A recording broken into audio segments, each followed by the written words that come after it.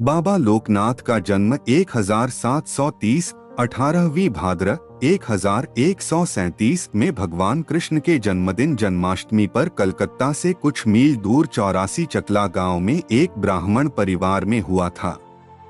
उनके पिता रामनारायण घोषाल की जीवन में एकमात्र इच्छा परिवार को मुक्त करने के लिए एक बच्चे को त्याग के मार्ग पर समर्पित करना था। इसलिए जब उनकी पत्नी कमला देवी के चौथे पुत्र का जन्म हुआ तो उन्हें पता चला कि अब समय आ गया है कि वह अपने लड़के को सर्वशक्तिमान की सेवा में समर्पित करें। तदनुसार उन्होंने पास के एक गांव कोचुआ में जाकर पंडित भगवान गांगुली से अपने पुत्र के गुरु बनने और उन्हें वैदिक ज्ञान से समृद्ध शास्त्रों की शिक्षा देने का अनुरोध किया। 11 वर्ष की आयु में युवा लोकनाथ ने अपने गुरु के साथ घर छोड़ दिया। उनका पहला पड़ाव कालीघाट मंदिर था।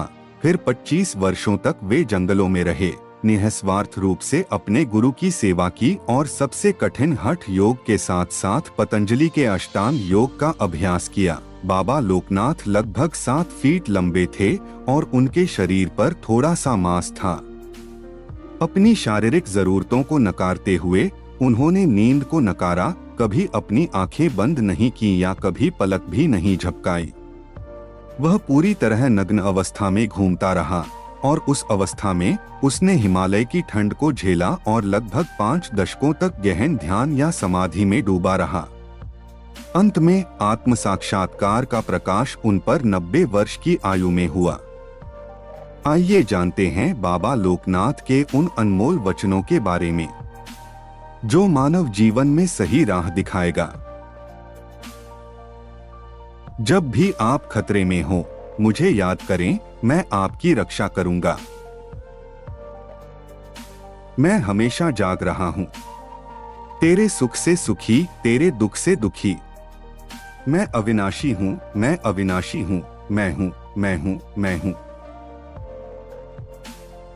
यह मत सोचो कि इस मृत्यु के साथ सब कुछ समाप्त हो जाएगा। मैं जैसा था, जैसा हूं, वैसा ही सदा रहूंगा। उन्होंने स्वयं कहा है, मेरा न विनाश है न पूजा है, मैं सनातन पदार्थ हूं। अर्थात यह मैं गीता में वर्णित परमात्मा हूं। आगरा कट नहीं पाता, अग्नि प्रज्वलित नहीं हो पाती, वरुण तर नहीं हो पाता और वायु सूख नहीं पाती। वह कहा करता था, कई सालों से मैं पहाड़ों में भटक रहा हूं, लेकिन मैं भगवान से नहीं मिला हूं। मैंने मुझे देखा, मैं कर्म में अर्थात संसार में बंधा हुआ हूं। परिवार जुबान और आंख से बंधा है। जो इन दोनों को वश में कर लेता है वही सफलता प्राप्त कर सकता है। कितनी बार लोकनाथ बाबा ने आशा सुधा बांटने की आतुरता में कहा है, मैंने एक पहाड़ी से दूसरी पहाड़ी पर घूम घूम कर बहुत धन कमाया है। शरीर के ऊपर कितनी बर्फ पानी बन गई है। तुम बैठकर खाओगे और मेरा नाम जपोगे और मोक्ष पाओगे। आत्मानिष्ठ योग आपकी मुक्ति का मार्ग है। भक्ति सार है, मंत्र केवल सहायक हैं। भक्ति के साथ आगे बढ़ो, तुम्हें कौन रोकेगा, तुम जो मेरे बच्चे हो। जो लोग मुझे उचित श्रद्धा के साथ याद करते हैं वे मेरी कृपा प्राप्त कर सकते हैं। मेरा दान बिखरा हुआ है, अगर आप इसे उठा सकते हैं तो ही। मेरे मन में जो आएगा सो करूंगा, लेकिन न्याय कीजिए। क्रोध करना अच्छा है, पर क्रोधित होना अच्छा नहीं है। पहले तो अंश को जानना पड़ेगा, क्योंकि यदि तुम अंश को मांगना ही नहीं जानते तो अंश के महासुख को चाहने का भाव कहां से आएगा। आप जो कुछ भी गरीब और जरूरतमंद लोगों को देंगे, मैं इसे प्राप्त करूंगा, मैं इसे स्वीकार करूंगा। परम दयाल बाबा लोकनाथ ने एक बार एक भक्त से कहा था, यदि तुम धर्मात्मा बनना चाहते हो तो तुम्हें अपने दैनिक कर्मों का हिसाब करना चाहिए, अर्थात तुमने कौन से अच्छे कर्म किए हैं और कौन से बुरे कर्म किए हैं। अच्छे कर्म जमा हैं और बुरे कर्म खर्च हैं। इसलिए इस बारे में सोचते हुए मैं दोबारा बुरे काम नहीं करने का दृढ़ निश्चय कर लूंगा। जीवन पतन की चरम सीमा पर तभी पहुंचता है जब संगति वासना बन जाती है, बुद्धि पुण्य भोग से विनाश हो जाती है और बुद्धि विनाश बन जाती है।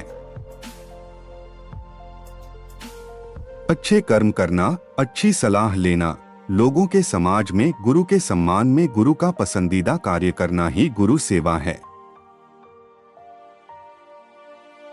मैंने इतने पहाड़ों की यात्रा की है और 2 ब्राह्मणों को कभी नहीं देखा है। एक मक्का के अब्दुल गफूर हैं, दूसरे हैं काशी के त्रैलंग स्वामी। जब अहंकार चला जाता है तो मन अपना शिक्षक बन जाता है, बुद्धि जागृत हो जाती है, सही और गलत का निर्णय आ जाता है। यदि आप ज्ञान को भक्ति से जोड़कर मणिकांचन हैं, तो सम्मान आपका आश्रय होगा, सम्मान आपका मित्र होगा, सम्मान आपका मार्ग होगा। गुरु कौन है? गुरु स्वयं भगवान है। भगवान के सिवा कोई गुरु नहीं हो सकता। उस गुरु के आश्रित और आदरणीय बनो। सदा प्रसन्न रहो। आनंद में रहना ही प्रभु के साथ होना है। योग से जुड़े श्वास और प्रश्वास के द्वारा जप करना ही योग है। पिता लोकनाथ स्वयं ब्रह्मा हैं। उन्होंने स्वयं ब्रह्मा होने के नाते अपनी दया का एक अंश हमारे लिए रख लिया है। मानसिक दुख, संतोष की कमी, मन का क्रोध असंतोष का परिणाम है। उस पर निर्भर होकर सुख दुख या लोगों के क्रोध को देखे बिना, किसी को दुखी किए बिना अपना काम करो। गुरु द्वारा दिए गए मंत्र की शुद्धता का निर्णय करना शिष्य का कर्तव्य नहीं है। गुरु जो देंगे शिष्य वही जपेगा। यदि आप इन 3 बुराइयों को सहन कर सकते हैं, जो वाक्पटु हैं, जो अपने धन से अलग हैं और जो अपने दोस्तों से अलग हैं, तो मृत्यु को भी दूर किया जा सकता है। बाबा लोकनाथ के सानिध्य में रहो। उनकी दृष्टि में रहने का अर्थ है उनकी शरण में रहना। जो बाबा लोकनाथ अर्थात स्वयं ईश्वर की शरण में रहे, उसे क्या डर? व्यक्ति को उस स्थिति से संतुष्ट होना चाहिए जो वह रखता है, क्योंकि वह अच्छा है। उसकी इच्छा या कार्य से हमें कोई हानि नहीं होती। बहुत से लोग सोचते हैं कि संसार से साधना भजन करना कठिन है।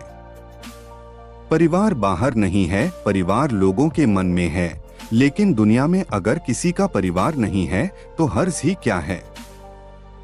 अहंकार किसी भी रूप में आ जाए, वह सिद्धि के मार्ग में बाधक होता है।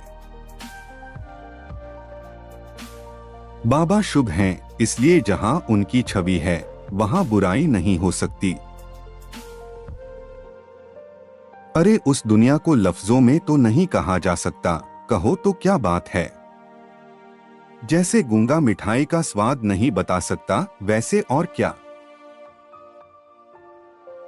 आपकी तरह मैं भी खाता हूं और मलमूत्र त्याग करता हूं। मुझे अपने जैसा इंसान समझो। तुमने मुझे अपना शरीर समझकर सब कुछ मिट्टी कर दिया। कौन हूं मैं, किसको समझाऊं? छोटी छोटी फरमाइशों में सब भूल रहे हैं। वे वास्तव में नहीं जानते कि मैं कौन हूं। जब मैं समाधि के सर्वोच्च शिखर पर पहुंचा तो देखा कि मुझ में और संपूर्ण ब्रह्मांड के अस्तित्व में कोई अंतर नहीं है, सभी एक हैं। गीता केवल एक पाठ्य पुस्तक नहीं है जिसे आप नियमित रूप से पढ़ते हैं और कठिन अध्ययन करते हैं। सभी संस्कृत श्लोक है, गीता बनने का प्रयास करें। ऐसे और नए वीडियो देखने के लिए चैनल को सब्सक्राइब जरूर करें।